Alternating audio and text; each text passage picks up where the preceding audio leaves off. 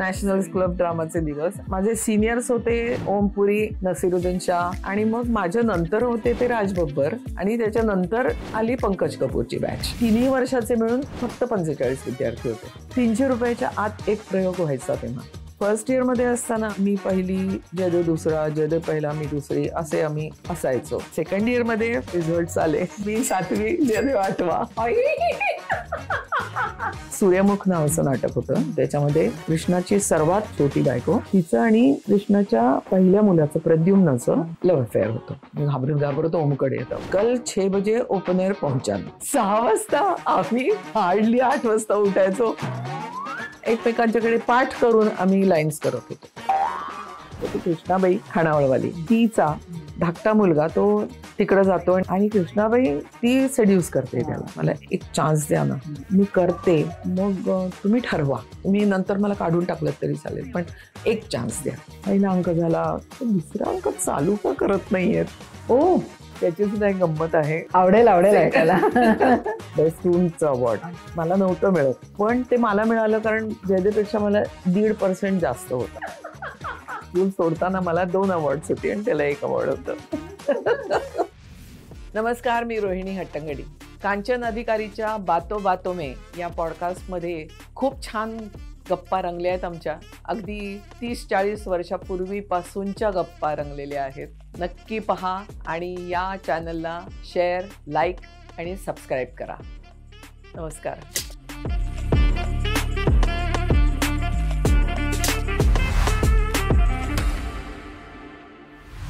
हाय, hello, नमस्कार. मी कांचन अधिकारी. बातो बातो में या माझ्या नव्या कोऱ्या करकरीत यूट्यूब चॅनलमध्ये आपणा सर्वांचं मी मनपूर्वक स्वागत करत आहे. मंडळी, बातो बातो में या चॅनलला जरूर सबस्क्राईब करा, कारण सबस्क्रिप्शनला एक तर पैसे लागत नसतात आणि दुसरी महत्त्वाची गोष्ट म्हणजे सबस्क्राईब केलं तर हे सर्व एपिसोड जे आहेत ते तुमच्या मोबाईलवरती ॲटोमॅटिकली येतील. आणि आणि एक महत्त्वाची गोष्ट म्हणजे तुम्ही सबस्क्राईब केलं की माझा हुरूप वाढतो. म्हणून माझ्यासाठी जरूर चॅनलला बातो बातो में बाय कांचन अधिकारी याला सबस्क्राईब करा. बरं मंडळी, आज आपल्याकडे जी व्यक्ती आलेली आहे ती व्यक्ती म्हणजे मी असं म्हणेन की ॲक्टिंगचं खुद्द एक बायबलच आहे. त्यांच्याकडून तुम्ही जितकं शिकाल तेवढं कमी आहे. मंडळी, ज्यांना आत्तापर्यंत 3 फिल्मफेअर, 1 नॅशनल आणि 1 BAFTA award for Kasturba in Gandhi मिळालेलं आहे. अर्थात आता मला काही नाव सांगण्याची गरजच नाही. चला तर मग वेलकम करूया रोहिणीताई हट्टंगडी. नमस्कार. नमस्कार. वेलकम. रोहिणीताई, मी काय म्हणू? रोहिणीताई म्हण. आपण इतकी वर्ष एकमेकींना ओळखतोय, अगदी आविष्कारपासून मोर दॅन 40 इयर्स. मंडळी, मी इथे सांगू इच्छिते की मी या क्षेत्रात आले तेव्हा जी मी नाट्य व्यवसायात येण्याचं माझा जो एक छंद होता म्हणा, आवड होती म्हणा, त्याच्यासाठी मी जे वर्कशॉप केलेलं होतं ते होतं आविष्कार ग्रुपचं. आणि तिथे मी जे काही नाट्य प्रशिक्षण घेतलेलं आहे ते जयदेव हट्टंगडी, रोहिणीताई हट्टंगडी, सुलभा देशपांडे, अरविंद देशपांडे यांच्या आविष्कार या ग्रुपमुळे. आणि आज जे काही मी आहे त्याचं सर्व श्रेय हे या सर्वांना जातं आणि स्पेशली जास्त श्रेय जयदेव हट्टंगडी यांना जातं. मी म्हणेन की जयदेव सरांनी एक उत्तम ऑडियन्स निर्माण केला मराठी नाटकांसाठी, सुजाण, जाणता. आणि म्हणजे मी तर तेव्हा अशी बागडती वगैरे, वासरू, पिल्लू वगैरे अशा टाईप होते. आणि रोहिणी, मला असं सांगायला आवडेल की आम्हा सगळ्या मुलांना म्हणजे घेऊन असं जेव्हा ते बसायचे तेव्हा आम्ही त्यांना सर म्हणायचो बरं का. आणि ते नेहमी म्हणायचे, ए कांचन, तू इकडे आली पाहिजेस, तू माझ्या बाजूलाच बसली पाहिजेस. मला असं वाटायचं, वा, सर इज कॉलिंग मी. आणि he is to make me sit there. आणि इतकं म्हणजे खेळीमेळीचं, आनंदाचं सुखद दिवस होते ते, असं मी म्हणेन. बरोबर? खरंय. रोहिणीताईला मी जे पहिल्यांदा भेटले ती म्हणजे आविष्कारच्या म्हणजे छबिल राष्ट्रावरती जिथे होतं तिथे त्या रंगमंचावरती. आणि तिथेच पहिली भेट झाली. आणि आमचं पहिलं नाटक जे बसवलं गेलेलं होतं जयदेव सरांनी ते म्हणजे मीडिया. आणि तेव्हा तुम्ही दोघंही NSD हून आलेला होतात. आणि पहिलं जे नाटक मला वाटतं राज्यनाट्य स्पर्धेसाठी केलेलं होतं, हो, चांगुणा. चांगुणा. बरोबर. आणि चांगुणामध्ये you got the best actress. त्याच्यानंतर चांगुणाला बेस्ट ड्रामा ड्रामा. हे पण मिळालेलं हो, होतं. हो, सो तेव्हा तुम्ही असे NSD मधनं कम्प्लीट असं शिकून बिकून, हो. म्हणजे आम्हाला असं तेव्हा खरंच असं वाटायचंच नाही की म्हणजे असं काही शिक्षण आहे किंवा ते घ्यायचं असतं किंवा असं. थोडीशी मला याच्यामध्ये हे विचारायचंय की घरची पाठची बॅकग्राऊंड आणि why you felt like going to NSD, इथपासून आपण सुरुवात करूया. तर झालं असं, मी पुण्याची, पुण्याला सदाशिव पेठ, आणि माझे वडील ॲक्च्युली ते मुंबईला होते. त्यांचा एक बिझनेस होता. ते बिझनेस क्लोज डाऊन करून ते पुण्याला आले नंतर. पण त्यांना नाटकाची खूप आवड. ते नाटकामध्ये कामं करायचे. मुंबईला असताना त्यांनी नाटकामध्ये कामं केली आहेत. म्हणजे अगदी विजयाबाईंच्या बरोबर श्रीमंतचा पहिला प्रयोग, त्याच्यामध्ये दादासाहेबाचं काम माझ्या वडिलांनी केलं होतं. तर म्हणजे तेव्हापासून ते कामं करायचे. आणि पण पुण्याला जेव्हा ते आले तेव्हा त्यांनी काम करणं बंद केलं आणि त्यांनी डायरेक्शन चालू केलं. आणि तिथे मग पुण्यातली नाटकं, वेगवेगळ्या संस्था होत्याच, त्यांची नाटकं बसवायचे ते. सुरुवातीला असं झालं की मला माझ्या आईमुळे, म्हणजे तिने तिची हाऊस म्हणून, पेरेंट्स आपले करतातच, पालक आपली हाऊस भागवून घेतात, तसं मला नृत्याच्या क्लासला घातलं माझ्या आईने. आणि तेव्हा म्हणजे मला काही कळत पण नव्हतं. मी, मला वाटतं 3री असताना मला वाटतं घातलं होतं. आणि हाऊस म्हणूनच. कथ्थक नव्हतं. माझे गुरु सुरेंद्र वडगावकर, ते कथकलीचे डान्सर होते. त्यांनी कथकली शिकलेलं होतं. आणि आमच्या गुरुपत्नी ज्या होत्या त्या भरतनाट्यमच्या डान्सर होत्या. पण तो म्हणजे असं नंतर प्रोफेशन बनवायचं आहे म्हणून असं वगैरे नाही. पण मी शिकले आणि जवळजवळ 8 वर्ष आम्ही त्या क्लासला जात होते. शिकलेली आहे हे ना, ते तुमचं 4 दिवस सासूचे ते तुमचंच होतं ना. तेव्हा तुम्ही ते सगळ्या जणी नाही का, ते लास्ट छोटीशी डान्सिंग स्टेप होती, त्याच्यामध्ये कळून यायचं की like you have done the, sorry to interrupt. नाही, त्यामुळे मग तेव्हा मला तिने घातलेलं होतं. आणि ॲक्च्युली त्या माझ्या डान्सच्या अंगामुळे माझं पहिलं नाटक जे झालं, बालनाट्य मंतरलेलं पाणी, तर ते मला त्या डान्समुळे मिळालं. कारण आमच्या शाळेमध्ये आमचे ड्रॉइंग टीचर होते ते कृष्णदेव मुळगुंद, आमचे ड्रॉइंग टीचर. आणि शाळेमध्ये तोपर्यंत फोक डान्स शाळेनी भाग घ्यायचं बंद केलं होतं. म्हणजे मला ॲक्च्युली, मी ह्या आशेने गेले होते की मला आता फोक डान्समध्ये मला भाग घेता येईल. पण तो, म्हणजे ज्यावेळेस मी 5वी गेले तेव्हापासून आमच्या शाळेने फोक डान्समध्ये भाग घ्यायचं बंद केलं. पण तरीसुद्धा आमचे ते टीचर होतेच, तर त्यांना माहीत होतं मी डान्स करते वगैरे. तर एकदा त्यांनी मला विचारलं मे महिन्याच्या सुट्टीमध्ये, मी काहीतरी 9वीत वगैरे असेल तेव्हा, त्यांनी विचारलं की नाटकात काम करशील का? म्हटलं मी नाटकात कधीच काम केलेलं नाही आहे. म्हणजे अगदी लहानपणी कुठेतरी आम्ही शबरीचं वगैरे, 2रीत वगैरे असतं ना, शबरीचा तो पीस केला होता, राम लक्ष्मण आणि शबरीचा. त्याच्यामध्ये मी शबरी झाले होते ऑब्विसली. त्याच्यानंतर त्यामुळे म्हटलं तेवढाच एक मला अनुभव होता. म्हटलं मला नाही आपण करूयात ना, आम्ही शिकवू तुला बोलायला वगैरे असं. म्हटलं बरं. घरी विचारलं, घरी हो म्हणून सांगितलं, सुट्टीमध्ये आहे. त्यामुळे त्या नाटकामध्ये काम केलं. त्या नाटकामध्ये मला 3 डान्सेस होते 3 अंकांमध्ये, त्यामुळे मला घेतलं होतं. So I enjoyed it like anything. पण त्यामध्ये मी होते राजकन्याची सखी. आणि जेव्हा राजकन्या मग आमचे जवळजवळ 25 प्रयोग तेव्हा झाले. तेव्हा म्हणजे किती 60s मधली मी गोष्ट सांगते. तेव्हा आमचे 25 वगैरे प्रयोग झाले त्याचे. पण त्याच्यामध्ये तिने सोडलं नाटक. मग काय करायचं, तर मी राजकन्या झाले वगैरे, असं प्रमोट झाले. आणि मग म्हणजे अशी सुरुवात झाली माझी. आणि मी काय सांगत होते, मंतरलेलं पाणी. तर तशी सुरुवात झाली. आणि त्यामुळे मला सुरुवातीपासूनच एक त्या डान्समुळे एक स्टेज फ्राईट आपण म्हणतो ती नव्हती, त्यामुळे ती उपयोगाला आली. नंतर मंतलेलं पाणी ही बॅकग्राऊंड होती, त्यामुळे ते उपयोगाला आलं. आणि त्याच्यानंतर मी 11वी वगैरे गेल्यानंतर मी जरा मोठ्या नाटकांमध्ये काम करायला सुरुवात केली. तोपर्यंत माझे वडील म्हणजे मुंबईहून पुण्याला आलेले होते आणि त्यांनी नाटक वगैरे करायला सुरुवात केली होती. आणि त्याच्यानंतर त्या काळामध्ये माझे वडील औद्योगिक ललित कला मंडळ या एका औद्योगिक म्हणजे कारखान्यांच्या ग्रुपचे, त्यांच्या कला मंडळाचे ते सेक्रेटरी वगैरे होते. त्यांना हाऊस, त्यामुळे आपण कारखान्यांच्या स्पर्धा घेऊ वगैरे असं म्हणून त्यांनी हे केलं. आणि ती संस्था बरेच दिवस, तर त्यांचे एकांकिका आणि नाट्य स्पर्धा व्हायच्या, एकांकिका स्पर्धा व्हायच्या बेसिकली. आणि मग कामगार कल्याण केंद्राचे नाटकं व्हायची. तर त्या सगळ्या काळामध्ये मला जास्त करून असं झालं की कारखान्यांमध्ये मुली फारशा नसायच्या, आणि जरी असतील तरी सुद्धा नाटकात काम करणं हे कोणाच्याच ह्याच्यात नाही, फारच कमी अशा होत्या. त्यामुळे मग त्यांनी असं ठरवलं की बाहेरच्या स्त्री कलाकार तुम्ही घेऊ शकता, फक्त त्या समजा चांगल्या असतील वगैरे ते ठीक आहे, पण त्या बक्षिसाला पात्र नसतील.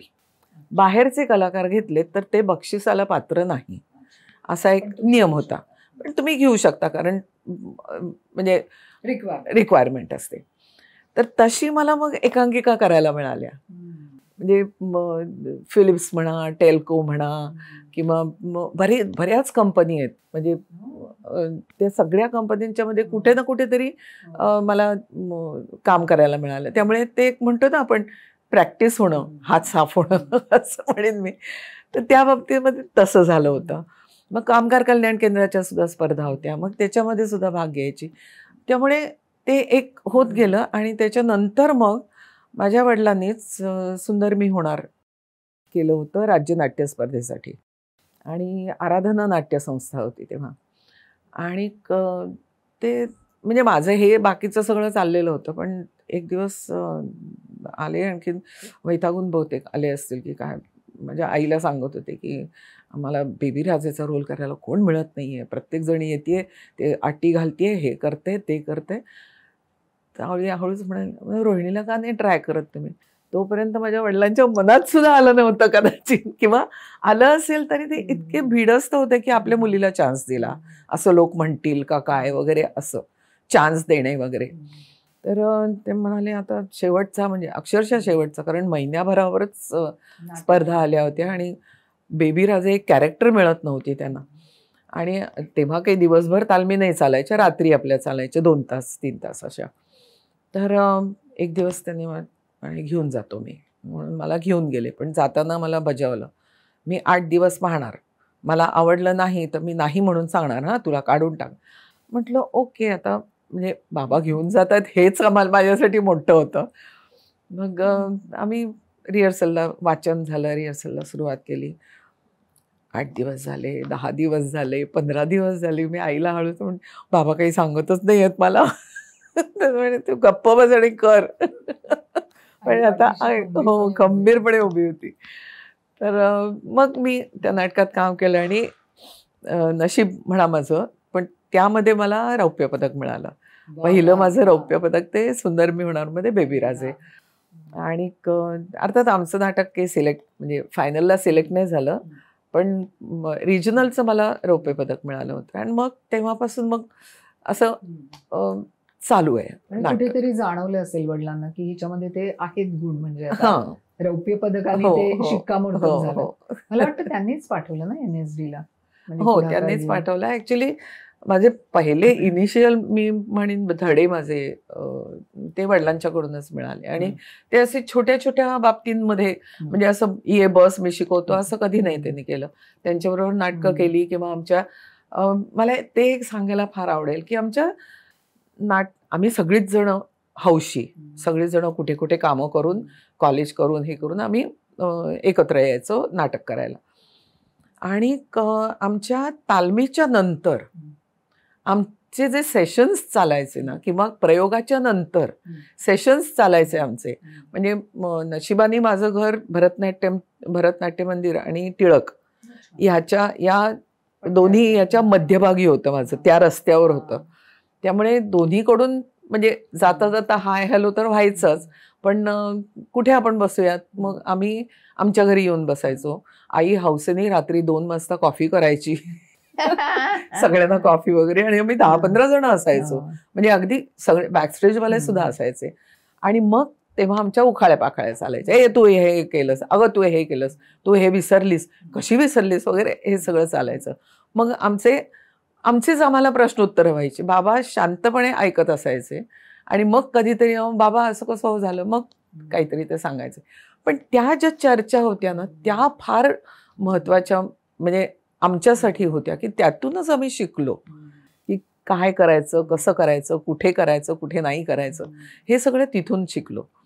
आणि मग तसं हे होत असताना त्याच्यानंतर मग एकदा माझं तोपर्यंत कॉलेज वगैरे चालू होतं, म्हणजे मी कॉलेजमध्ये असतानाच मला सुंदरी मेव्हणार मी केलं. त्याच्यानंतर 2-3 वर्षात कॉलेज संपलं. मग मी सायन्स स्टुडंट, आणि सायन्स स्टुडंट असल्यामुळे आता काय पुढे करायचं, तर नोकरी करायची मग. आणि मी केमिस्ट्री बॉटनी झुऑलॉजी घेतलं होतं, कारण मला एक तर केमिस्ट्री बॉटनी आवडायचं, आपलं बॉटनी झुऑलॉजी मला खूप आवडायचं, तर ते घेतलं होतं. आणि दुसरं माझ्या डोक्यात होतं आपण मेडिकलला जाऊयात म्हणून. हां, पण मार्क कमी पडले, बीजेला काही ॲडमिशन मिळाली नाही, आणि बाबा बाहेर पाठवायला तयार नव्हते, त्यामुळे आम्ही BSc केलं. आणि ते मग BScच्या नंतर केमिस्ट्री प्रिन्सिपल होतं माझं, त्यामुळे मग कुठेतरी नोकरी शोधा वगैरे असं चाललेलं होतं, नोकरीचे इंटरव्ह्यूज वगैरे, केमिकल असिस्टंट वगैरे असे काहीतरी. I can't imagine you being like that. त्याच्यात कधीच सिलेक्ट झाले नाही मी. त्याच सुमाराला माझ्या वडिलांनी मला एक कात्रण दाखवलं की हे बघ 25 स्कॉलरशिप्स आहेत केंद्रीय सरकारच्या, सेंट्रल गव्हर्नमेंटच्या, इन डिफरंट फील्ड्स. म्हणजे त्या 25मध्ये गाणं होतं, वादन होतं, नंतर फोक म्युझिक होतं, म्हणजे फोक थिएटर होतं, डान्स होता, म्हणजे अशा वेगवेगळ्या फॅकल्टीजमध्ये 25 स्कॉलरशिप्स आहेत. मग त्याला तू हे करतेस का? म्हटलं हो करते ना. मग तर त्यांनी ते आणून दिलं होतं मला, मग त्याला अर्ज केला वगैरे. माझे 2 इंटरव्ह्यूज झाले, एक कलकत्त्याला झाला होता आणि एक दिल्लीला सर आले होते, सर म्हणजे आमचे अलकाजी सर आले होते. तर तिथं सिलेक्शन झालं. आणि कुठे तर दिल्लीला जायचं, कारण त्या ह्याच्यामध्ये गाण्याला गुरु असतात, डान्सला गुरु असतात, मग त्या गुरुकडे शिकायचं असं होतं. आता थिएटरला गुरु कुठून आणायचं, तर म्हणून आम्ही सांगितलं होतं की मिस्टर अलकाजी, आणि इन्स्टिट्यूशन कुठली, तर नॅशनल स्कूल ऑफ ड्रामा हे. तर ती स्कॉलरशिप मिळाल्यानंतर मग मला दिल्लीला, आणि मग ते असं झालं आता किती 71ला मी दिल्लीला गेले. तर रोहिणीला वेळ दूर पाठवतोयस, बरं दिल्लीला आमचं कोणीही नाही, नोबडी. त्यामुळे तिथं मग हॉस्टेल आहे का, तर हॉस्टेल होतं. म्हटलं चला हॉस्टेल आहे, त्यामुळे हे झालं. आणि मग एवढ्या दूर पाठवतोयस, कसं होईल काय होईल, तर बाबा माझ्या पाठीशी होतेच. कारण जेव्हा आम्ही रिहर्सलहून परत यायचो ना, तर रात्री आमची 9 वाजता वगैरे रिहर्सल असायची, कारण सगळे जेवणं बिवणं आटपून आम्ही रिहर्सलला जायचो, आणि 12 वाजता आम्ही रिहर्सलहून परत यायचो. तर तेव्हा मी सायकलवर, मला सोडायला आलेला मुलगा सायकलवर, रात्री आम्ही 2 जण येतोय, मला तो सोडतोय आणि तो त्याच्या घरी जातो, जो कोणी असेल तो. तर ते सुद्धा रात्री घरी येते. मग ते माझ्या आई वडिलांनी कधी माझ्यापर्यंत नाही आणून दिलं की नाही ठीक आहे, लोकांना बोलायचं तर बोलू दे, किंवा नातेवाईक काय रात्री येते वगैरे, रिहर्सल्स असतात, जाऊ दे ना वगैरे असं. त्यामुळे मग त्यांनी कुठेच मला असं जाणवून नाही दिलं की बाबा हे करायचंय ते करायचंय. So they were all support to me. आणि त्याच्यानंतर मग मी नॅशनल स्कूल ऑफ ड्रामामध्ये ऍडमिट झाले मग. आणि मग तिकडे तुम्ही म्हणजे you have taken I think ऍक्टिंगच्या ह्याच्यामधलं आणि तिथं डिरेक्शन मध्ये, कारण प्रोडक्शन मध्ये. आम्हाला ते आवडेल ऐकायला. नाही तिथे 3 वर्षाचा 3 वर्षाचा कोर्स होता ऍक्च्युली तो. आणि पहिल्या वर्षाला आम्हाला सगळे सब्जेक्ट होते. म्हणजे इव्हन आम्हाला लाइटिंग हा सब्जेक्ट होता. आम्हाला परीक्षेला त्या घोड्यावर चढून आम्हाला लाईट्स इथं ऍडजस्ट करून दाखवा म्हटल्यानंतर आम्हाला ते ऍडजस्ट करून दाखवायला लागायचे. ते होतं. वर्कशॉपमध्ये जाऊन आम्ही रंदे मारलेले आहेत सेट डिझायनिंगसाठी. मग सेट कसा तयार होतो किंवा काय होतं ते सगळं ते पहिल्या वर्षाला असायचं. आणि दुसऱ्या वर्षापासून आमचं स्पेशलायझेशन होतं. आणि स्पेशलायझेशनमध्ये मग त्याच्यामध्ये आमच्या टीचर्सचा सुद्धा भाग असायचा, कारण आमच्या वर्गामध्ये सगळ्यांनाच डिरेक्टर व्हायचं होतं. तर आमचा वायवा असायचा, म्हणजे आम्ही एकटेच आणि सगळा स्टाफ. आणि मग तेव्हा तुम्हाला काय घ्यायचंय पुढच्या वर्षी, सगळ्यांनी आपलं हे सांगितलं तर हसायला लागले. म्हणजे तुम्हाला सगळ्यांना हे जायला, तुम्हाला काही मिळायचं नाही, तू ऍक्टिंगचा कोर्स तुला जमेल वगैरे असं. Okay, so they decided for you that you will become actor. नाहीतर कारण त्याच्यानंतर मग समजायला लागला आम्हाला किती अवघड होता तो कोर्स. आणि मग कोणाला टेक्निशियन व्हायचं होतं तर मग सेट डिझायनर त्याचा. आणि 3 मग त्या या होत्या, एक तर प्रोडक्शन म्हणजे डायरेक्शन, ऍक्टिंग आणि स्टेज क्राफ्ट. तर स्टेज क्राफ्टमध्ये सुद्धा मग त्याच्यामध्ये आम्हाला विषय जे होते मग ते वेगळे झाले. म्हणजे जे टेक्निकल विषय होते ते ऍक्टर्सना टेक्निकल विषय नव्हते, फक्त एक मेकअप सोडला तर. म्हणजे लाइटिंग, सेट डिझायनिंग, आर्किटेक्चर हे सगळे आम्हाला सेकंड इयर पासून बाद झाले. स्टेज क्राफ्टवाल्यांना ऍक्टिंगचे सब्जेक्ट बाद झाले, पण डिरेक्टरला 2 वर्ष तेच सब्जेक्ट्स करायला लागले सगळे. सर्वांगीण माहिती, सर्वांगीण पाहिजे. म्हणजे ते शेवटपर्यंत त्यांचे सगळे सब्जेक्ट्स तसेच असायचे. फक्त मला वाटतं शेवटच्या वर्षाला ऍक्टिंगचे कमी झाले होते त्यांचे, पण टेक्निकल सगळे होते. तर असा तो डिझाईन केलेला होता कोर्स. त्यामुळे तिथं गेल्यानंतर ते सर्वांगीणच हे झालं ना. आणि आम्ही बाराखंबा रोड तिथेच शेजारी कथक कला केंद्र होतं. नंतर आमचं स्कूल होतं ते ललित कला अकॅडमी, साहित्य अकॅडमी आणि संगीत नाटक अकॅडमी, या तिन्ही आहेत. त्या त्याच बिल्डिंगमध्ये होत्या. आणि त्याच बिल्डिंगमध्ये आम्हाला वरचा एक विंग दिला होता स्कूलला. त्यामुळे सगळं तिथं होतं आमचं. म्हणजे संगीत नाटक अकॅडमीचे कुठलेही प्रोग्राम्स असतील तर तिथं आम्हाला फ्री एंट्री होती. अर्थात ती असतेच फ्री एंट्री, पण आम्हाला ते ओपन होतं की सगळं जाऊन आम्ही पाहायचो. त्याच परिसरामध्ये मग ह्याची एक्झिबिशन्स व्हायची, चित्राची एक्झिबिशन्स व्हायची, पेंटिंग्सची, स्कल्पचरची ती एक्झिबिशन्स व्हायची, ती आम्हाला पाहायला मिळायची. कॅम्पस मोठा आहे. हा, तो मोठा होता. आता ते म्हणजे आम्ही रवींद्र भवन मध्ये होतो तेव्हा ते वामन केंद्रे जेव्हा होता तेव्हा मी ते बघायला गेले. पण ते मग तो शिफ्ट म्हणजे नंतर तो दुसऱ्या वास्तूमध्ये शिफ्ट झाले. आम्ही रवींद्र भवन मध्ये होतो. बदललाय हा, तो वास्तू मग ती बदलली, कारण तिथे अमेरिकन लायब्ररी होती, ती कॅनॉट प्लेस मध्ये शिफ्ट झाली. आणि मग सरकारने यांना जागा दिली. खूप मोठा आहे, खूप मोठा आहे. तर असे ते आमचे नॅशनल क्लब ड्रामाचे दिवस. आणि त्याच्यामध्ये म्हणजे सांगायचंच झालं तर फर्स्ट इयरला जेव्हा मी गेले तेव्हा आमच्या मुंबईचे 2 जण होते. एक तर जयदेव आणि शरद व्यास म्हणून एक मुलगा होता. गुजरातीमध्ये तो नंतर खूप काम केलं त्यांनी गुजरातीमध्ये, तर तो होता. नंतर सबा जैदी, रतन थियम, राजेश विवेक आणि सय्यद अहमद कादरी. राजेश विवेक मला आठवत होतं त्यांनी एका ह्याच्यामध्ये काम केलं, पिक्चर स्वदेश मध्ये तो पोस्ट मास्टरचा रोल करत होता तो. किंवा जोशीले जोशी नाही, तो गेला काही वर्षापूर्वी गेला. तर हे सगळे जण माझे बॅचमेट्स, रतन थियम वगैरे आम्ही सगळे. आणि एक हरियाणाची मुलगी होती श्रेष्ठा टक्कर, ती नंतर हरियाणा टीव्ही मध्ये लागली. म्हणजे असं सगळे प्रत्येकाने आपापलं केलं नंतर. तर ते माझे सिनियर्स होते ओमपुरी, नसीरुद्दीन शाह, ज्योती सुभाष, बी जयश्री, हे सगळे जण माझे सिनियर. आणि त्याच्यापेक्षा वरती सुहास जोशी होती. अच्छा. म्हणजे मी फर्स्ट इयरला असताना सुहास जोशी थर्ड इयरला होती. तर त्यामुळे असे ते. आणि मग माझ्या नंतर होते ते राज बब्बर. म्हणजे मी सेकंड इयरला गेले तेव्हा फर्स्ट इयरला राज बब्बर, आपला अजित वाच्छानी, ते सगळे त्याच्यानंतर होते. आणि त्याच्यानंतर आली पंकज कपूरची बॅच. आणि नंतर मग we were out of NSD असे. पण तो काळ म्हणजे धमाल होता अक्षरशः. आणि आम्ही सगळेजण एकमेकांना इतके छान ओळखायचो, कारण एकतर आमचं 45 विद्यार्थी सगळे मिळून, तिन्ही वर्षाचे मिळून फक्त 45 विद्यार्थी होते. मग फुल. आणि दुसरं म्हणजे आमचं हॉस्टेल एकत्र होतं. 3 फ्लॅट्स होते, 2 का 3 बेडरूम्सचे. आणि खाली म्हणजे ग्राउंड फ्लोअरलाच 3 फ्लॅट्स होते, पण ते असे अडजॉइनिंग होते.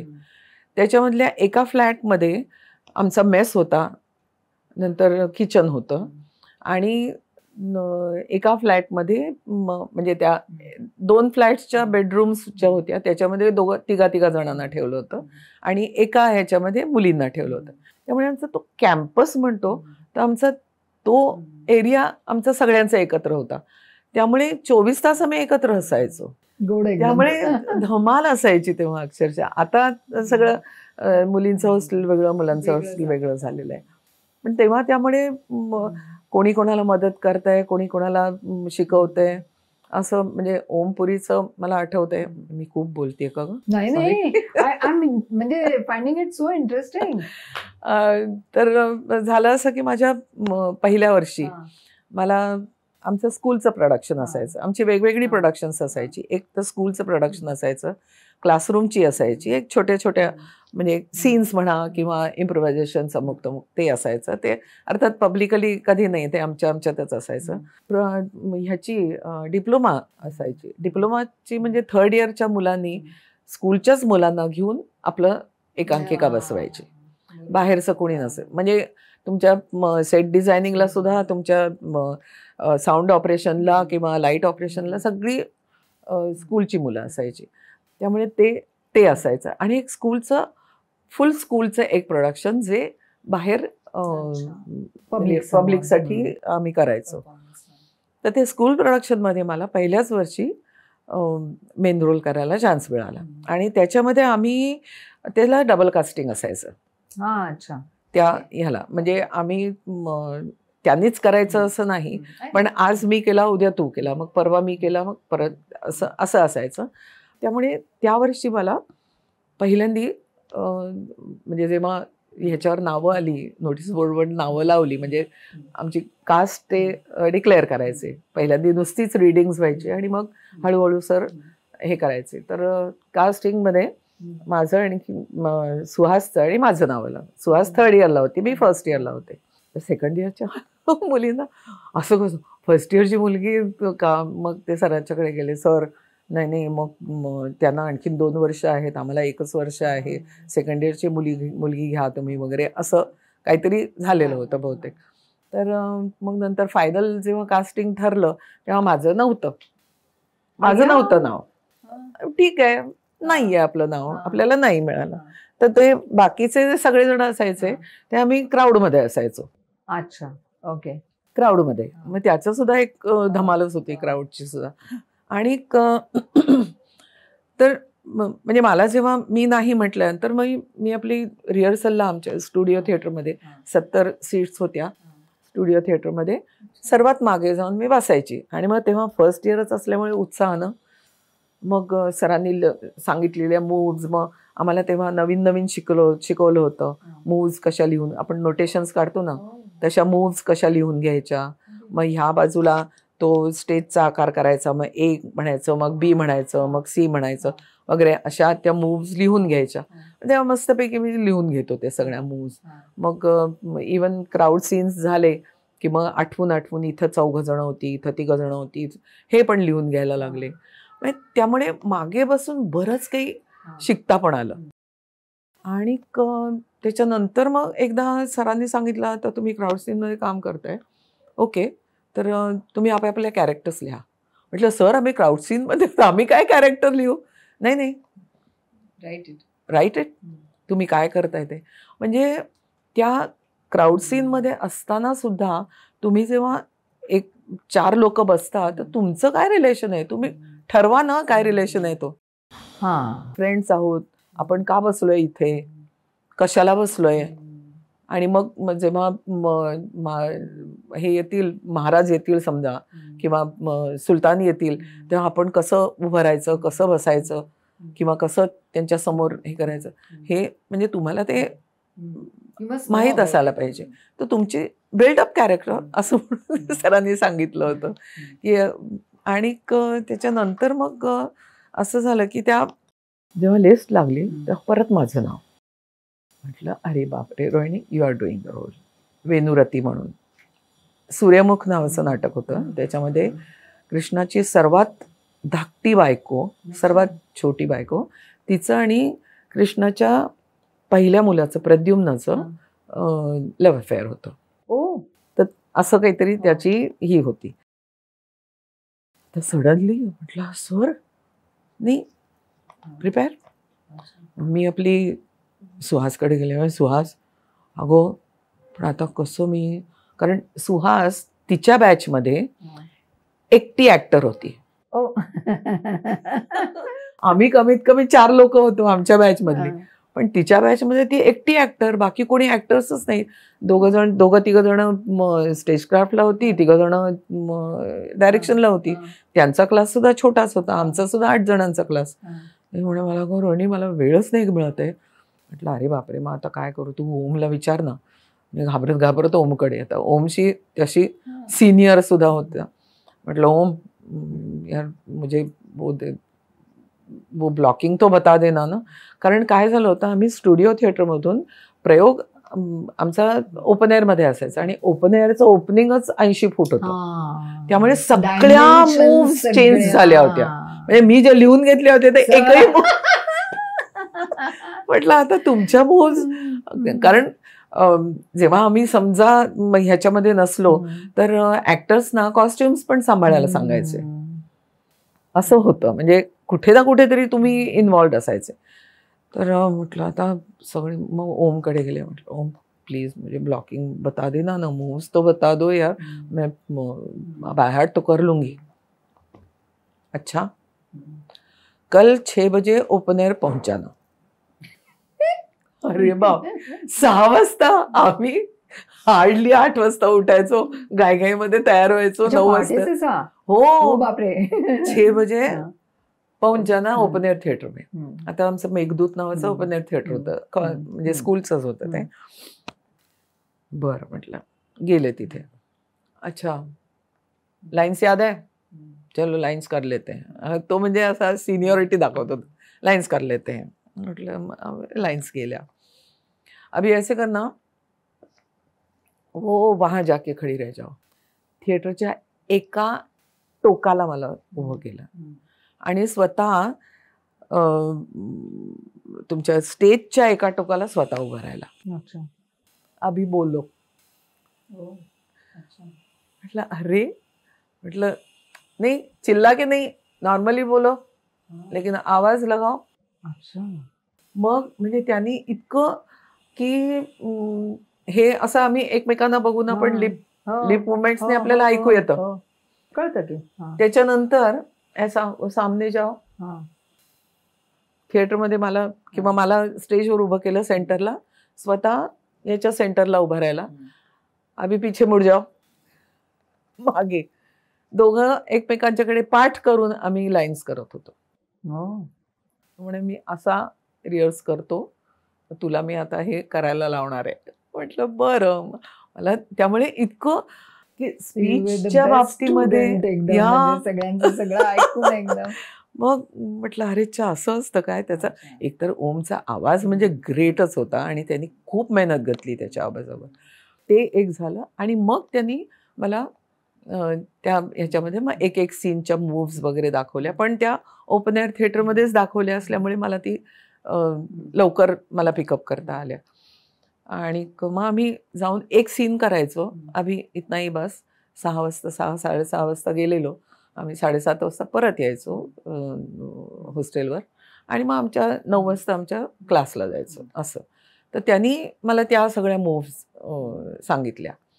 आणि मग मग नंतर पहिला प्रयोग कोणी करायचा ते सर ठरवायचे. तर ते पहिला प्रयोग मला करायला दिला. अरे तेव्हा असं करायला दिला. असं थोडंसं ॲटिट्यूड्स असायचेच, पण ते त्या एजमध्ये आणखीन त्या ह्याच्यामध्ये असतेच. आणि तेव्हा म्हणजे आता सुद्धा आम्ही भेटलो की आम्ही हसतो. आठवणी काढून काढून हसतो आम्ही कधी कधी. पण मला आता एक गंमत वाटते की मला वाटतं आमचं शिबिर काहीतरी महिन्याचं असायचं ना तेव्हा, म्हणजे जयदेवजी घ्यायचे ते. त्या एका महिन्यामध्ये जयदेव सरांनी आमच्याकडनं, म्हणजे आता जेव्हा बोलणं चाललेलं होतं तेव्हा अगदी ब्लॉकिंग वगैरे नाही, पण बऱ्यापैकी गोष्टी आमच्याकडनं करून घेतलेल्या होत्या. इम्प्रोव्हायझेशन आमच्याकडनं करून घेतलेली होती. योगा आमच्याकडनं, त्या विविध पद्धतीचा आवाजावरची मेहनत जी काय आहे ती, आणि फेशियल योगा जे आत्ताला, ज्याला फेशियल योगा आत्ता म्हणतात, पण तेव्हा लाईक टू म्हणजे ओपन अप द थिंग, हे सगळं आमच्याकडनं एवढ्या कमी दिवसांमध्ये, म्हणजे वी कंडेन्स्ड ऍक्च्युली थिएटर म्हणजे वर्कशॉपची सुरुवातच एकदा अशी झाली होती. मला आठवतंय एकदा आम्ही असेच बसलो होतो, सुहास, आपल्या सुलभाताई, पप्पा वगैरे सगळेच जण होतो. आणि पप्पा म्हणजे अरविंद देशपांडे. तर एकदा सुलभाताई म्हणाले, रोहिणी, जयदेव, तुम्ही तिकडून एवढं शिकून आलात, इथं सगळेजण खाली उभे असतात, वडा खात, खाली उभे असतात आणि गप्पा मारतात, तुम्ही काहीतरी करा ना त्यांच्याबरोबर. म्हटलं बरं. म्हटलं कोणाला इंटरेस्ट असेल तर मग निरोप पाठवला की असं असं काहीतरी करायचंय तर तुम्ही या. तर खूप जण आली होती तेव्हा. आणि मग आम्ही मग काय करायचं, आपण असा हा एक्सरसाइज केला होता, चल आपण हा एक्सरसाइज करूया, मग हा एक्सरसाइज केला होता, मग हा करूया. असं करून त्या एक्सरसाइजनी आम्ही सुरुवात केली. म्हणजे NSDला जे एक्सरसाइजेस आम्ही केले ते ह्या मुलांच्या बरोबर करायला सुरुवात केली.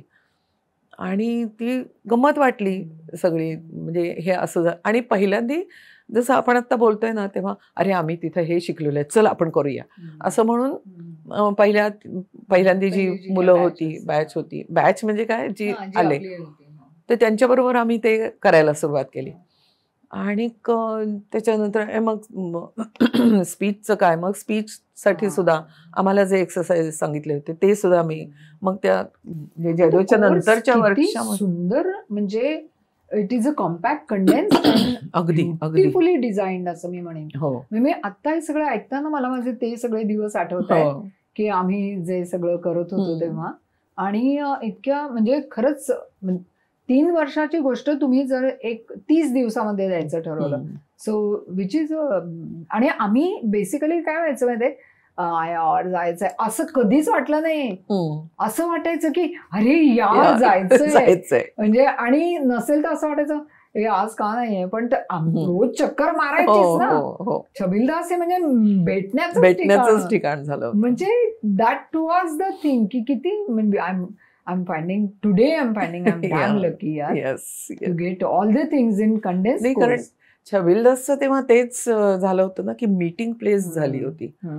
आणि तेव्हा बाहेर म्हणजे डोंबिवलीचे म्हणा, कल्याणचे म्हणा, काही ग्रुप्स होते, त्यांना परफॉर्मिंग स्पेस अशी त्यांच्या ह्याच्यामध्ये मिळत नव्हती. आणि ती आविष्कारमध्ये किंवा आविष्कारने जे चालू केलं होतं सुरुवातीने, आणखीन अरविंद भाऊंनी जी चालू केली होती. मग आता परवाच्याच दिवशी कोणीतरी आमच्या ग्रुपवर टाकलं होतं की तेव्हाचा खर्च, भाडं 50 रुपये, लाईट्स पहिले 5 लाईट्स 20 रुपये, हे असं.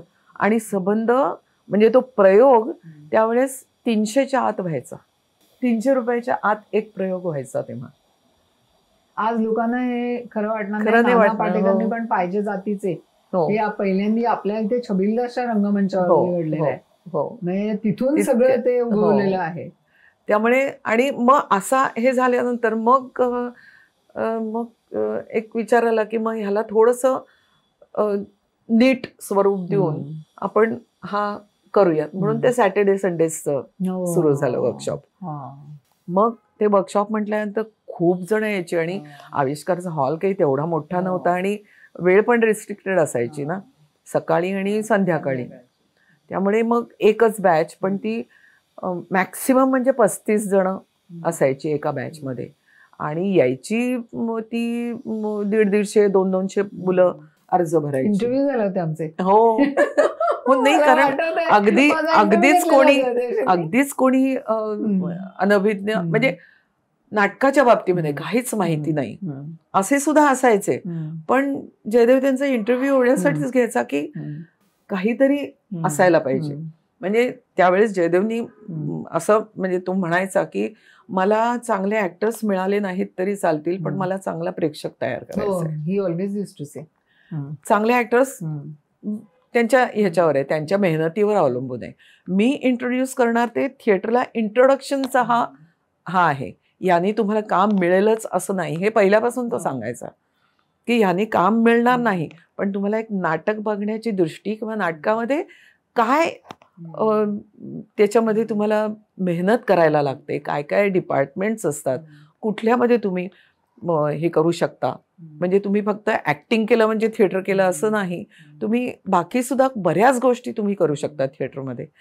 तर ते आणि काहीच जमलं नाही तर तुम्ही चांगले प्रेक्षक होऊ शकता की नाटक समजणारे, म्हणजे नाटकाच्या पाठीमागे किती मेहनत घेतली असेल, त्यांनी काय केलं असेल, हे सगळं कळायला सुद्धा तो चांगला प्रेक्षक असायला लागतो. त्यावेळेला मला अजूनही आठवत, आमच्याबरोबर एक आदित्य भट्टाचार्य म्हणून होता, मला वाटतं रिंकी भट्टाचार्य त्यांचा मुलगा, तो पण आलेला होता.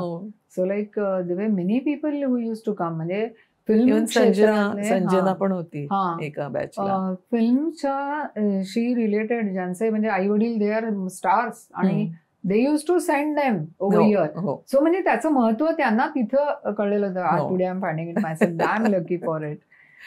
सो तिकडनं मग तुम्ही इकडे आल्यानंतर मला वाटतं तुम्हाला पहिलं चांगुणा करायला मिळालं. आणि चांगुणामध्ये हे सगळं झाल्यानंतर मग जयदेव करत राहिला. आणि ऍक्च्युली मग ह्याच्यामध्येच नॅशनल स्कूल ऑफ ड्रामामध्येच असताना थोडंसं आमचं जमायला सुरुवात झाली होती. त्याची सुद्धा एक गंमत आहे. आवडेल सेकंड इयर मध्ये म्हणजे असं साधारण एकमेकांना सांगून झालं होतं आमचं की असं असं आहे वगैरे. आणि फर्स्ट इयर मध्ये असताना मी पहिली, जयदेव दुसरा, जयदेव पहिला, मी दुसरी, असे आम्ही असायचो. आणि सेकंड इयर मध्ये टर्मिनलची जेव्हा रिझल्ट आले तेव्हा 8 लोकांच्या मध्ये मी 7वी, जयदेव 8वा. मग आमच्या रीटा कोठारी म्हणून डान्स टीचर होत्या, त्या कथकलीच्याच डान्सर होत्या, म्हणजे आहेत अजून त्या, पण त्या तेव्हा आम्हाला शिकवत होत्या. एक दिवस त्यांनी आम्हाला बोलावलं. मला आठवतंय स्टुडिओ थिएटरमध्ये, कोणी नव्हतं तेव्हा, स्टुडिओ थिएटरमध्ये गेल्या. बैठो दोन्ही बाजूंना आम्हाला बसवलं. देखो इश्क करना बुरा नहीं है, इश्क होना बुरा नहीं है, लेकिन ध्यान रखो कि आप यहाँ पढ़ने के लिए भी आए हो. मकसद क्या है, मेन मकसद क्या है असं त्यांनी म्हणजे सांगितलं. काय चाललंय तुमचं, तू एकदम शेवटावर आलात, काय चाललंय तुमचं वगैरे, असं त्यांनी छोटस लेक्चर दिलं. आणि मग म्हटलं अरे हे काय खरं नाही बरं का, असं झालं. आणि मग आपण परत आलो. मग परत जरा हे झालं. आणि मग I think you were the best student. नाही, 3 अवॉर्ड्स होती त्याच्यामध्ये. एक बेस्ट ऍक्टर, बेस्ट प्रोडक्शन म्हणजे डायरेक्शन, आणि बेस्ट ऑलराऊंड स्टुडंट, अशी 3 अवॉर्ड्स होती. आणि ऍक्च्युली ते मला नव्हतं मिळत कुठलं बेस्ट स्टुडंटचं अवॉर्ड. कारण ते बेस्ट स्टुडंट, कारण जयदेवनी त्यावेळेस नाटकं पण केली होती, कामं पण केली होती, याच्यामध्ये दुसऱ्यांच्या प्रोडक्शन्समध्ये कामं केली होती, म्हणजे त्याचं ऍक्टिंग हे सगळंच होतं. पण ते मला मिळालं कारण जयदेवपेक्षा मला 1.5% जास्त होता. त्यामुळे ते टेक्निकली मला मिळालं अवॉर्ड. त्यामुळे स्कूल सोडताना मला 2 अवॉर्ड्स होती आणि त्याला 1 अवॉर्ड होतं. मग इकडे आल्यानंतर जे घडलं ते चांगुणा, आणि चांगुणाने परत राज्यनाट्य स्पर्धेची सगळी अवॉर्ड्स आम्ही 4 अवॉर्ड्स घेतली होती. Best lighting, direction, best play आणि for you the main central character. आणि मग त्याच्यानंतर मग रंगभूमीत झालं का डायरेक्टली फिल्म्स कडे? नाही, त्याच्यानंतर मला माझं पहिलं व्यावसायिक नाटक कस्तुरी मृग, डॉक्टर लागूंच्या बरोबर, ते मला मिळालं.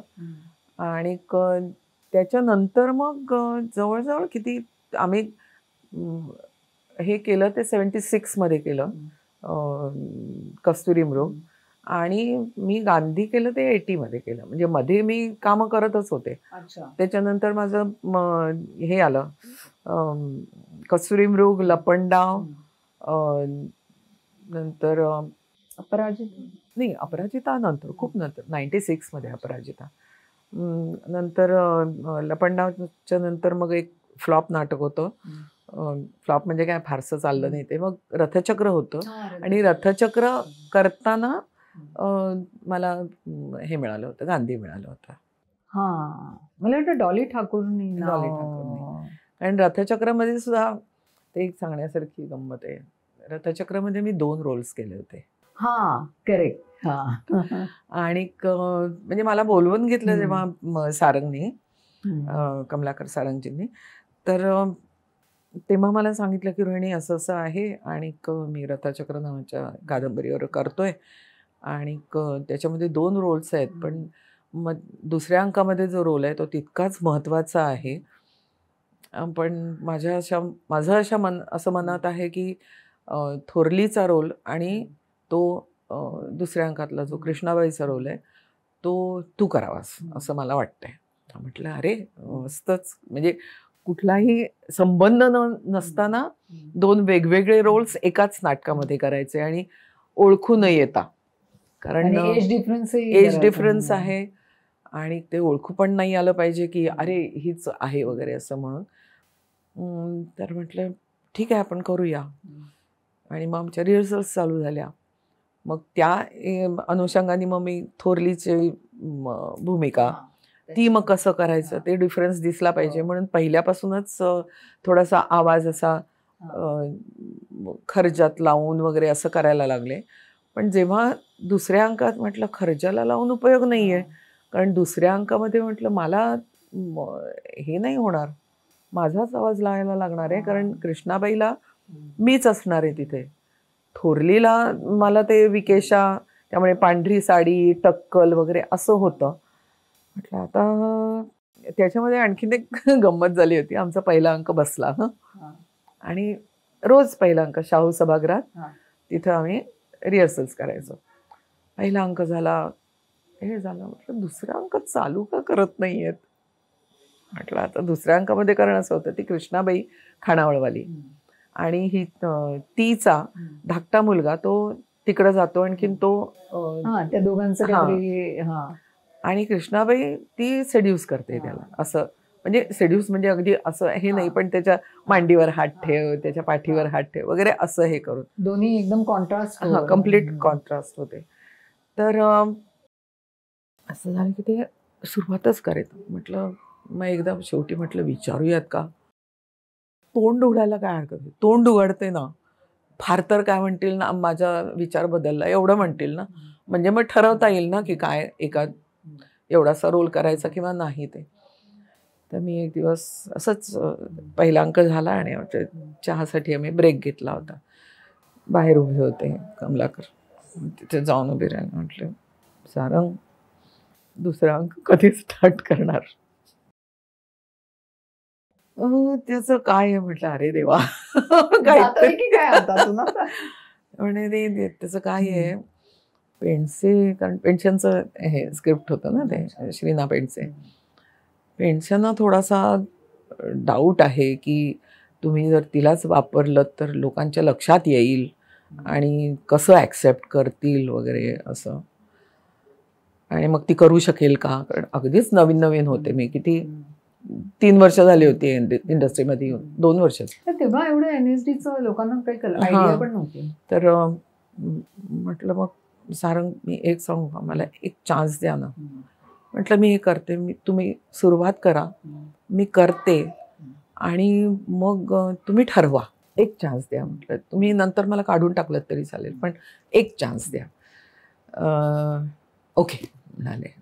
पण असं करूया आता, पण तो कृष्णाबाईचा जे सीन्स आहेत ना ते आपण इथं नको करायला.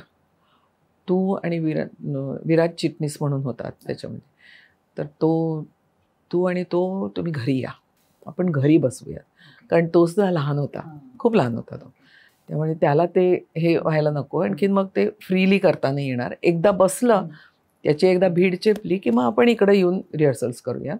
पण तो जो सीन आहे कृष्णाबाईचा, एकतर ती पहिला सीन आहे तो घरातच येते, ती तेव्हाचा आहे, दळण घेऊन वगैरे येते तो. नंतर जो खानावळमध्ये सीन आहे तो आपण तिकडं करूया. म्हटलं ओके. म्हणून आम्ही तिथं करायला लागलो सीन्स. आणि मग तेव्हा डिफरन्स काय दाखवायचा, कसा दाखवायचा, मग हातवारी किती करायचे, किती नाही करायचे.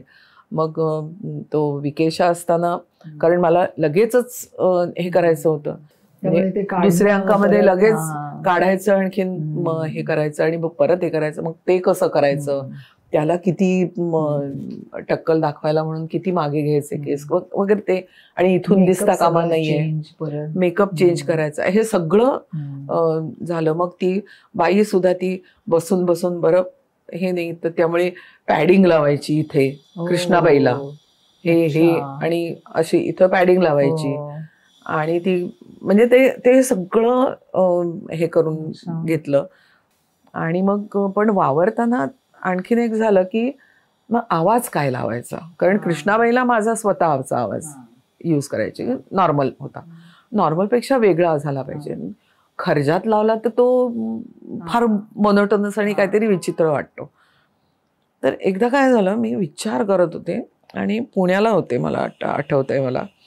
आणि तेव्हा टी व्हीमध्ये रविवार होता मला वाटतं, त्यामुळे मी पुण्याला गेले होते.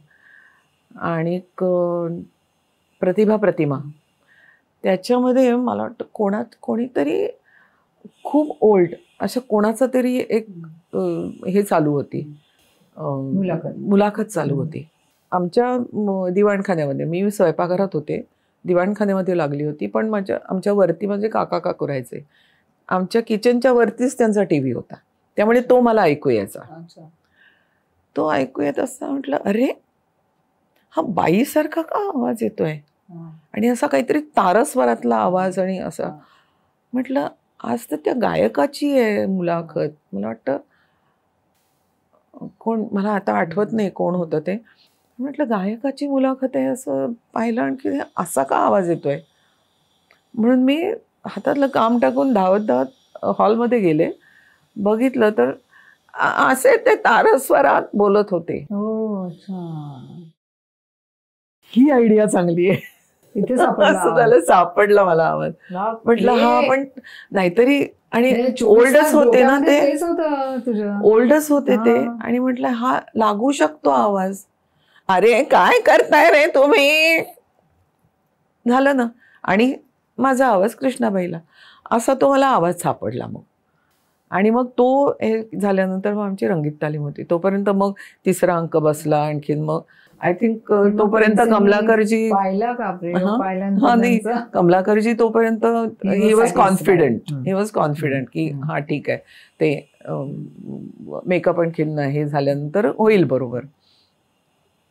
आणि ग्रँड रिहर्सलला आले होते प्रिन्सिंग, ते बघत बसले. मला वाटलं नव्हतं ग एवढं चांगलं करशील. म्हटलं थँक्यू. म्हणजे मला आठवत आहे त्यावेळेस 3 अंक असायचे ना, पहिल्या आणि तिसऱ्या अंकामध्ये मी थोरली करायची, आणि मधल्या दुसऱ्या अंकामध्ये कृष्णाबाई. तर नंतर परत चेंज करायचा असायचा. अर्थात शेवटचा अंक आमचा खूप छोटा होता, अगदी 20-25 मिनिटाचाच होता. पण दुसऱ्या अंकानंतर अनाऊन्समेंट करायचे ना, तर तेव्हा थोरली रोहिणी हट्टंगडी आणि कृष्णाबाई रोहिणी हट्टंगडी कुजबुज कुजबुज कुजबुज कुजबुज व्हायची तेव्हा याच्यामध्ये.